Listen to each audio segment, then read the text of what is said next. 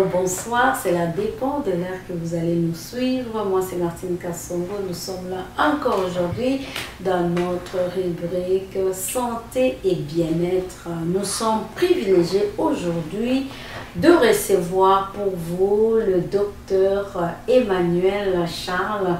Comme nous parlons toujours de santé du cœur, vraiment, nous sommes venus auprès de spécialistes pour qu'ils puissent nous donner des conseils appropriés pour avoir notre cœur en santé. Bonjour, docteur Charles. Bonjour Martine, bonjour tous nos téléspectateurs. Comment vous allez? Je vais bien. Ok. Question de curiosité, docteur. Pourquoi avoir été attiré par les études en médecine? Bon, mon histoire, c'est que moi, je viens d'une famille qui a produit beaucoup de médecins. Mon grand-père, c'est un médecin. Mon père, c'est un médecin. Et j'ai pris goût à cette profession très tôt dans ma vie. Et puis moi, j'ai suivi mon père, j'ai suivi mon grand-père. Donc, ça vient naturellement. Ah oui, en tout cas. Ça vient naturellement, donc en voyant les autres faire la médecine. Exactement. Mais vous vous plaisez quand même. Vous vous plaisez bien dans le domaine. Dans la profession, oui, bien sûr. Je prends beaucoup de plaisir avec mes patients à vraiment apporter une vie meilleure aux gens. Donc, c'est ça qui me fait plaisir dans la vie. En tout cas, c'est pourquoi aussi nous vous remercions d'avoir accepté notre invitation, surtout pour contribuer aussi à la communauté, toute la communauté, pour comprendre quelle est la santé de notre cœur ou encore nous prendre en charge pour notre cœur. C'est quoi, docteur Emmanuel, quand on dit le cœur en bonne santé? C'est quoi un cœur en santé? Un cœur en santé, c'est ne pas ressentir des symptômes. Parce que le cœur, quand il est malade, il y a des symptômes qui vont tout de suite faire en sorte que votre qualité de vie diminue. Et les symptômes, c'est de la fatigue tout le temps. Quand vous faites le moins d'exercice, vous êtes rapidement fatigué. Et aussi des palpitations. Vous sentez que votre cœur, ça bat plus que d'habitude. Et vous avez aussi de la misère à dormir, de la misère à respirer quand vous vous couchez à plat. Et aussi, dépendamment du stade aussi, il peut y avoir comme un gonflement au niveau de vos membres. Ça, c'est un signe qui montre que vraiment il y a quelque chose qui ne va pas avec votre cœur. Il faut vraiment aller consulter un médecin le plus vite que possible. Et il y a aussi d'autres symptômes, mais qui sont un peu plus rares. On peut avoir, on peut se ressentir qu'on va perdre connaissance. Et ça, c'est un symptôme qui est lié directement au cœur. Donc, à ce moment-là, ça c'est comme une sonnette d'alarme qu'il faut aller vraiment chercher de l'aide. Il faut aller vraiment se faire consulter. C'est principalement ça qu'on ne doit pas ressentir quand on a une bonne santé de cœur. Mais docteur Charles, souvent la palpitation. Prenons, je prends un café, j'ai un peu de palpitation. Est-ce qu'on peut s'inquiéter pour ça? Bon, ça c'est normal. On dit que c'est physiologique parce qu'on sait que dans le café, il y a la caféine qui est un stimulant, qui fait en sorte que notre cœur, ça bat plus vite que d'habitude. Mais immédiatement qu'on arrête le café, eh bien, immédiatement, le symptôme, ça s'envole aussi. Ok. Mais quand on sent ces genres de symptômes, vous les avez cités, on fait quoi? Quand on sent ce symptôme-là, il faut aller voir un médecin. Il faut aller voir un médecin tout de suite. Et je dirais aussi, avant que ces symptômes apparaissent, il y a quand même des bonnes habitudes de vie qu'il faut adopter. Et ceci, dès qu'on commence à avoir un certain âge, il faut commencer à vraiment, il y a des facteurs, on appelle ça des facteurs de risque. Ça veut dire c'est des habitudes que vous avez qui vous mettent à risque de développer certaines maladies du cœur. Et je peux vous citer certains de ces facteurs-là. D'abord, il y a le tabac. Donc, en Amérique du Nord, je pense que c'est le premier, le premier facteur qui est nocif pour le cœur. Donc, on sait qu'avec le tabac, on peut développer le cancer, on peut développer des problèmes de poumons. Mais en plus, ça a un impact vraiment nocif sur le cœur. Il y a aussi l'alcool. Quand les gens qui boivent trop d'alcool ou bien vous avez une consommation journalière qui dépasse un peu les normes, là, ça c'est nocif pour le cœur. Ça peut entraîner une dilatation du cœur, faire en sorte que vous faites le moins d'exercice et vous ne pouvez pas tolérer l'exercice à cause des problèmes d'étouffement. Il y a aussi d'autres facteurs. Il y a des maladies comme la haute pression, il y a le diabète, il y a le cholestérol. Ça, c'est les trois mousquetaires que moi je les appelle. Ils ne marchent jamais tout seuls. Donc, ça veut dire qu'à partir d'un certain âge, à partir de 40 ans, tous les médecins ils conseillent de commencer à dépister, à se faire mesurer la pression, se faire mesurer le taux de sucre, le taux de cholestérol. Et je dirais aussi, si on a de la famille aussi qui avait un problème de cœur, soit les parents au premier degré, soit ton père, ta mère, des frères, des sœurs, ça là, il faut vraiment pas attendre que tu as 40 ans pour commencer à vraiment te faire dépister de la haute pression, là, du cholestérol. On commence quand? Là, quand on a, par exemple, on a une histoire en famille, comme vous l'avez dit, il faut le faire à partir de quel âge? Je pense qu'à partir de 35 ans, il faut vraiment commencer à savoir c'est quoi le chiffre de ma tension, à savoir comment est mon sucre. Est-ce que j'ai des petits problèmes, genre, est-ce que j'urine beaucoup? Est-ce que je perds du poids? Est-ce que c'est tous des signaux que il faut vraiment il faut vraiment savoir qu'est-ce qui se passe, surtout quand on a de la famille surtout quand ça concerne les deux parents, donc ça fait en sorte que le risque dédouble, le risque monte encore plus haut. Donc ça c'est une responsabilité que chacun doit avoir pour sa propre santé et sa propre qualité de vie. En parlant de qualité de vie, on va y revenir quand même en entrant un peu en détail. Est-ce qu'il y a des nations qui sont plus exposées aux maladies du cœur par rapport à d'autres nations? Je donne l'exemple, est-ce que c'est plus les Africains, est-ce que c'est les Européens ou encore les gens qui vivent en Amérique? Absolument, on dit que normalement les Afro-Américains, ils sont plus à risque de développer des problèmes de haute pression et aussi certains autres problèmes vasculaires.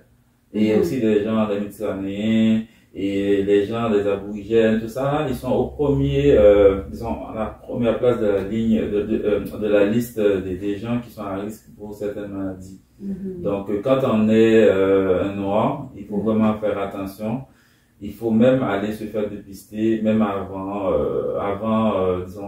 40 ans, là, il faut vraiment que ça rentre dans notre priorité, je dirais. Cela est dû à quoi? Est-ce que c'est la race ou, quand vous avez parlé des habitudes, je ne sais pas moi. Mais aussi il y a la génétique aussi, parce que il y a des choses qui sont héréditaires. Donc, il y a personne qui peut l'expliquer comme tel, mais en suivant, il y a des études qui ont été faites et qui ont abouti disons, à ce genre de résultats.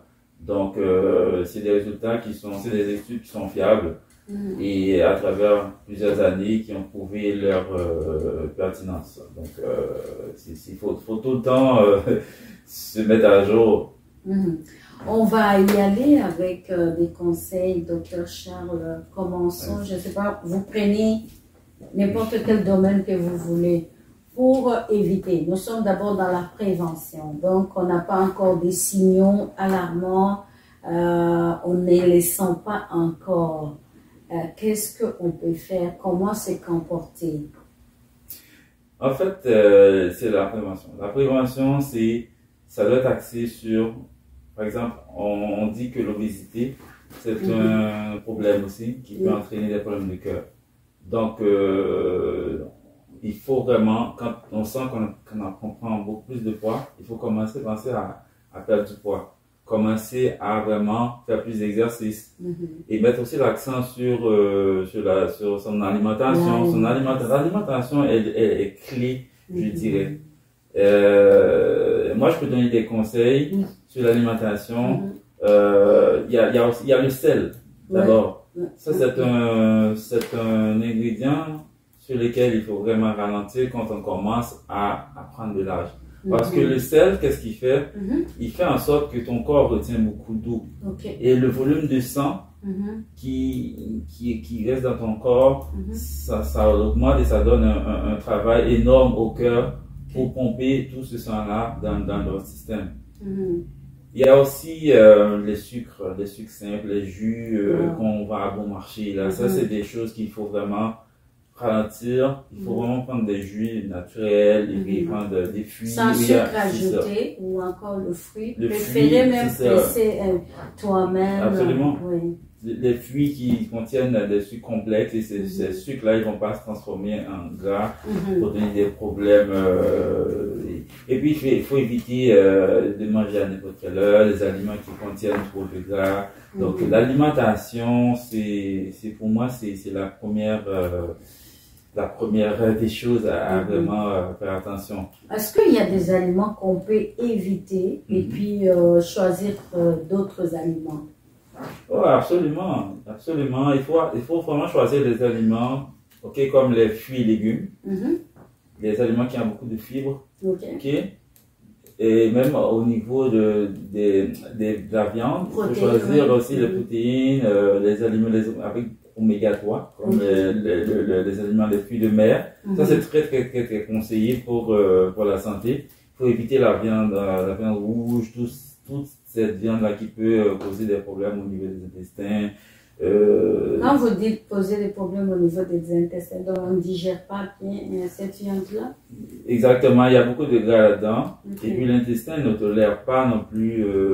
C'est des protéines qui sont très très difficiles à digérer. Donc il faut vraiment choisir une viande qui est plus facile à digérer pour notre système. Donc, par exemple, est-ce que le poulet est préférable à la place? Le poulet, c'est une très bonne viande qui est quand même les volailles en général, qui sont vraiment très, très, très tolérées et très bien digérées par notre système, par notre intestin. Et ils contiennent moins de gras aussi. Donc, pour moi, l'alimentation, elle est vraiment, vraiment clé. Il y a des gens qui vont, par exemple, avoir le régime végétarien. Est-ce que c'est préférable ou bien ils peuvent aussi développer des carences? Absolument. Parce que le régime végétarien, c'est bon pour la santé, mais à un moment donné, ton corps a besoin de protéines pour produire, pour aussi bâtir le système. Et si on reste attaché pour un régime végétarien, donc il y a des ingrédients qu'on peut manquer, protéines, il y a du calcium, il y a plein d'autres ingrédients qui sont vraiment essentiels et on va finir par développer des déficits nutritionnels et on n'aimerait pas ça. Donc il faut vraiment de la modération, il faut un mélange de tout. Normalement, le régime qui est poussé, c'est un régime protéiné, des protéines avec des fruits et légumes. Donc ça, là, il faut vraiment mettre l'accent dessus. Vous avez aussi parlé des bougies. Docteur Charles, bouger, là, est-ce qu'il faut toujours aller dans les salles de gym? Je veux dire, comment faire le sport pour pas trop se fatiguer, mais quand même faire fonctionner son cœur? Qu'est-ce qu'on fait? C'est la régularité, Maintenant, on priorise un peu des exercices, disons, réguliers, avec une trentaine de minutes, par exemple, 4-5 fois par semaine, c'est en masse, assez pour notre système. Il faut le faire de façon régulière et faire attention pour ne pas non plus... parce que quand même, si on fait trop d'exercices, on a aussi nos articulations. Donc, il faut vraiment aller au niveau moyen. Il faut aller vraiment étape par étape, selon ce qu'on est capable de tolérer. Mais il faut garder une certaine régularité. C'est ça c'est le mot-clé que je dirais. C'est être régulier dans c'est pas seulement aller dans un gym, mais on se tient occupé. On reste pas comme alité dans un coin, on essaie de se donner des activités, participer, parce qu'il y a aussi le volet, comment que je peux le dire, le volet mental. Ouais, ok. Et ça, c'est bon pour le mental, ça diminue le stress, parce que le stress et l'anxiété, ce sont aussi des facteurs qui ont des impacts sur votre cœur. Donc, bouger, c'est quand même, ça a beaucoup de bienfaits. Ok. Ça a beaucoup de bienfaits.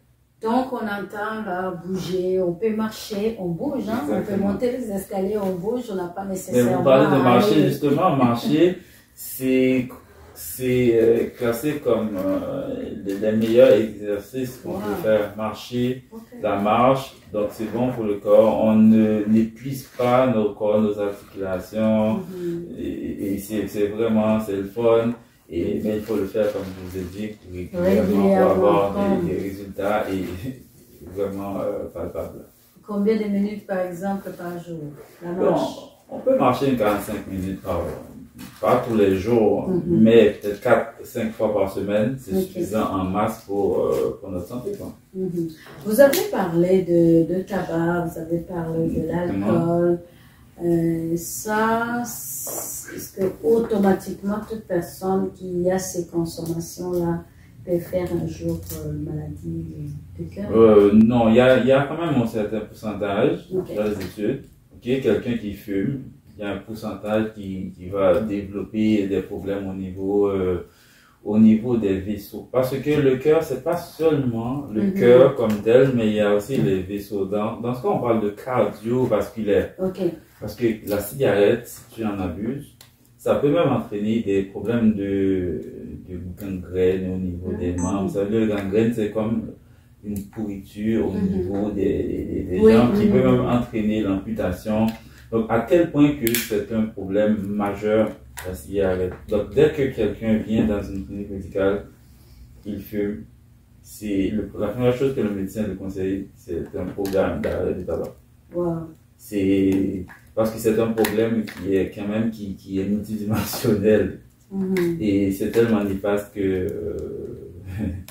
chaque médecin doit se passer le mot pour...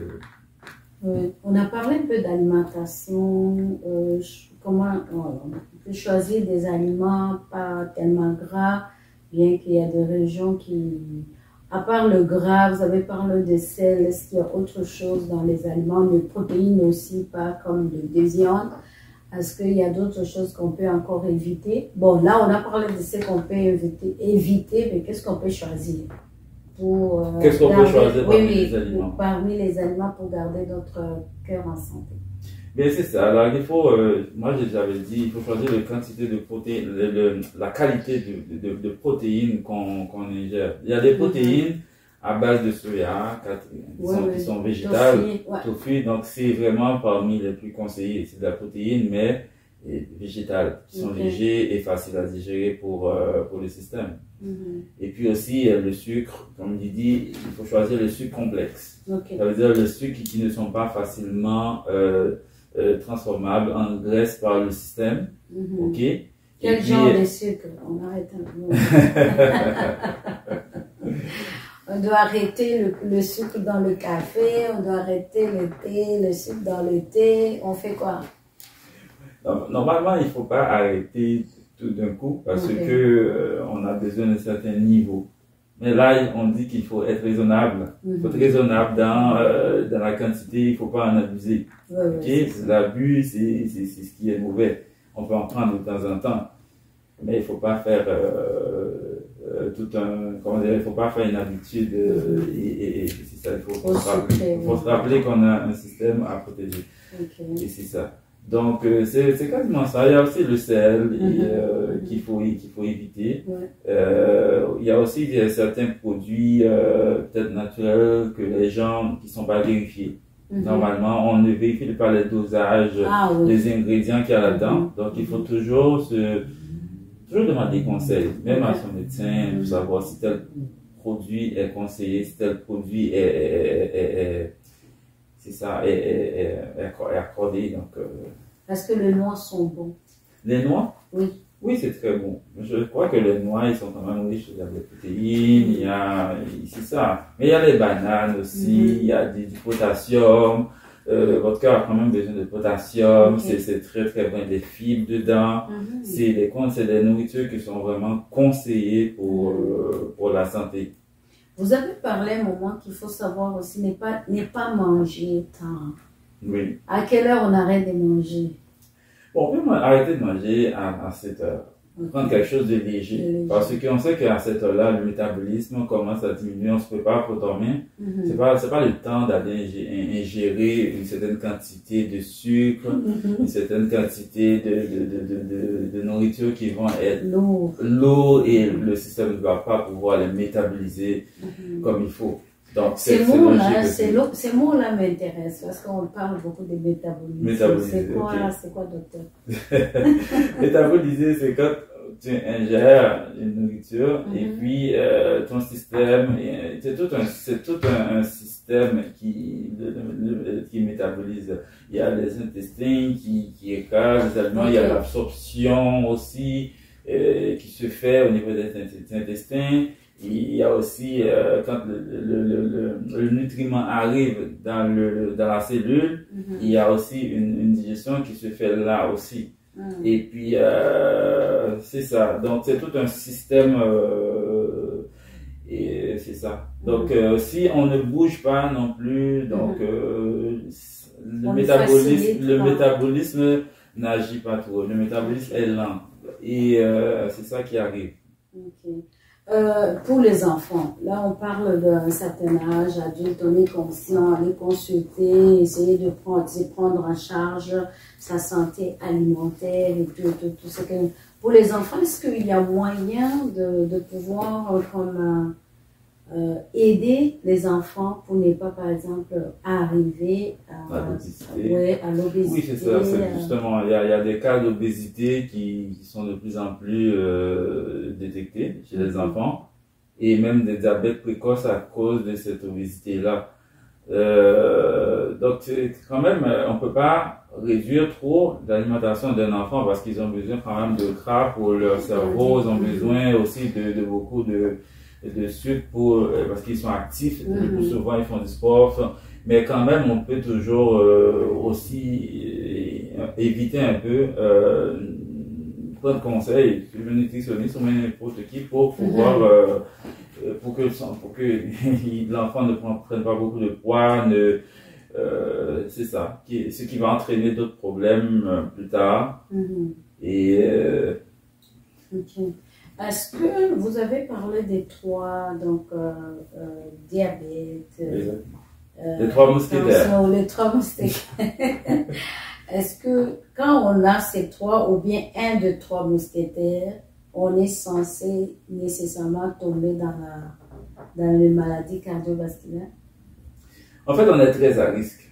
On est très à risque parce que c'est quand même des maladies chroniques qui n'ont pas de guérison. Une fois qu'ils attaquent, on peut juste limiter les dégâts. C'est pour ça qu'une fois que on fait un test de sang, on a quand même un sucre qui est augmenté, même si c'est un niveau qui est à la limite. Donc il faut vraiment commencer à avoir une démarche. Et même le médecin, là, il va commencer à adopter une marche à suivre.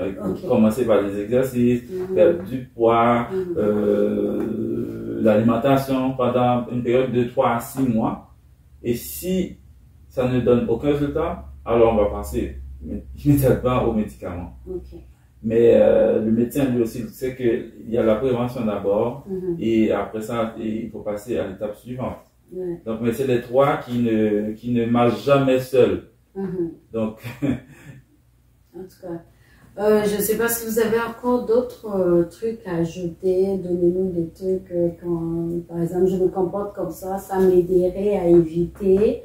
On a déjà parlé de consultation quand on s'inquiète de quelque chose. Il faut voir le médecin, ça c'est sûr, pour se rassurer.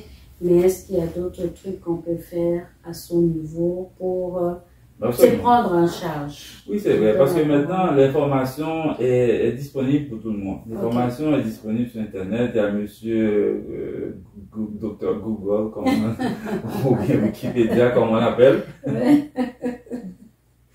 Même pour nous aussi, médecins, c'est des outils vraiment précieux. Donc, on peut commencer, même maintenant, quand les patients vont voir les médecins, ils ont déjà leur diagnostic en tête. Parce qu'ils ont été déjà consultés, ils sont imbus de comment fonctionne la maladie, comment... donc, ils ont même leur traitement en tête. Ils peuvent même vous dire, médecin, docteur, est-ce que tel traitement, ça ne me convient pas? Donc, les médecins, présentement, ils doivent être mieux préparés parce que les patients, ils ne dorment pas. Ils vont se renseigner directement et ils savent exactement, ils peuvent challenger le médecin. Donc, il faut vraiment suivre les capsules, il faut, même à la télévision, il y a des émissions, il faut vraiment fouiller, il faut vraiment rester proactif à ce niveau parce que c'est notre santé dont il s'agit. C'est pas la santé du voisin, mais c'est notre santé. Donc, un petit mot avant de terminer sur le complément alimentaire.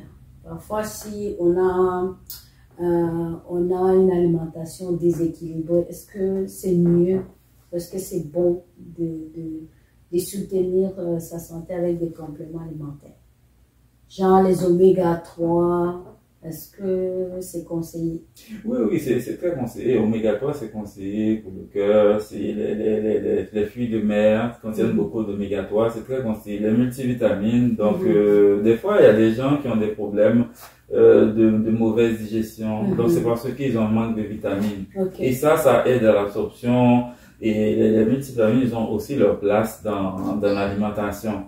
Donc, moi, je conseille toujours. C'est ça. Oui, mais on ne prend pas n'importe comment. On ne prend pas n'importe comment, bien sûr. Il faut que ce soit professionnel. Exactement. En tout cas, docteur, merci beaucoup des temps que vous nous avez accordés. Je vais vous laisser la parole pour dire un mot à tous ceux qui nous ont suivis. Qu'est-ce qu'on peut retenir en un mot pour cette émission en parlant de santé de notre cœur? Vous avez la parole. Bon, comme conseil, je vous conseillerais de prévenir parce que on dit toujours prévenir c'est mieux que guérir. Ok? Parce que le cœur, ça doit s'entretenir. Et ça s'entretient vraiment dès qu'on est jeune. Pas quand on commence à vieillir qu'il faut commencer à peser sur la sonnette. Non, c'est dès qu'on est jeune, on commence à aborder les bonnes habitudes, on commence à avoir une bonne alimentation, on commence à bouger plus souvent, on évite certaines consommations comme la cigarette, le tabac, l'alcool, les drogues, même les drogues, la cocaïne. Ça aussi, ça a un effet néfaste sur la santé. Les jeunes, il faut vraiment écouter parce que c'est un conseil vraiment important. Et il faut aussi vraiment avoir des moyens de se relaxer parce que le stress, le train de vie qu'on mène en Amérique du Nord, ça a un impact vraiment négatif sur le cœur. Et moi, c'est vraiment la prévention. Et ça me fait plaisir vraiment de pouvoir partager tout ça avec vous. Et avec vous aussi, Martine. Merci. C'est un réel plaisir et n'hésite pas à n'importe quand. Oui, en tout cas, nous, on vous promet maintenant, après chaque sujet, on pourra toujours aller auprès ou encore réinviter Docteur Emmanuel Charles qui a accepté et nous a vraiment honoré dans notre studio de Cœur à Cœur. Donc pour nous, nous pensons que c'est fini pour aujourd'hui. À très très bientôt. Comme nous avons un professionnel de santé, on pourra toujours revenir avec un autre sujet. Nous vous remercions encore et encore d'être venus.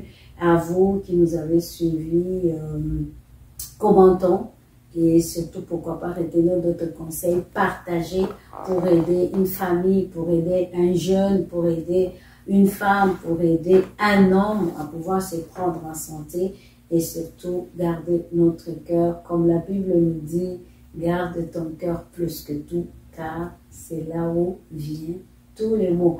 Voilà, nous terminons par là. Nous vous disons merci. À la prochaine.